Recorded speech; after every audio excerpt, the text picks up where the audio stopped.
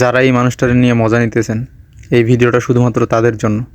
সাংবাদিক হিসেবে আমাকে কেউ পরিচিত করবে না, কেন আমি শিক্ষিত না, অত উচ্চ লেভেলে আমি কথা বলতে পারবো না। পরিবার অনেক ছোট পরিবার, শুধু ভাঙাচুরা ঘর আছে, এই ঘর ধরে ভেঙে যায়, আমি যে একটা ঘর দেবো সেটা আসলে স্যার আমার অসম্ভব। এটা এক কষ্ট, মনে আবেগ থেকে কষ্টগুলো আনন্দ দেওয়ার জন্য চোখ দিয়ে যেন পানি না ধরে, আড়ালে আসলে আড়ালে আমার পানি পর্যন্ত ধরে, এই কারণে আমি ভিডিওগুলো বানাই। তো অনেকে হাসাহাসি করে, আমাকে নিয়ে অনেক ঠান্ডা করে, আমার যে এত কষ্ট।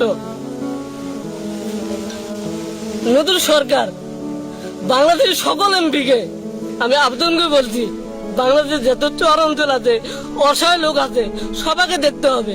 আমি চাই না আপনারা আমাকে দেখেন, মানুষ খুশি থাকলে আমিও খুশি থাকবো, এটাই আমার আদেশ, এটা আমার কথা। আসলে আমি কথা বুঝে বলতে পারি না, ছোটবেলার থেকে আমি এরকম। আমাদের নারায়ণপুর এলাকা দরিদ্র এলাকা, আমাদের দেখেন যদি বৃষ্টি আসে তাহলে এই রাস্তাতে পানি এসে এখানে ভাঙা চূড়া মাটি পর্যন্ত ধুয়ে যায়। তাজু ভাই, তোমার কোনো ভয় নাই, পুরো বাংলাদেশ আজ তোমার সাথে।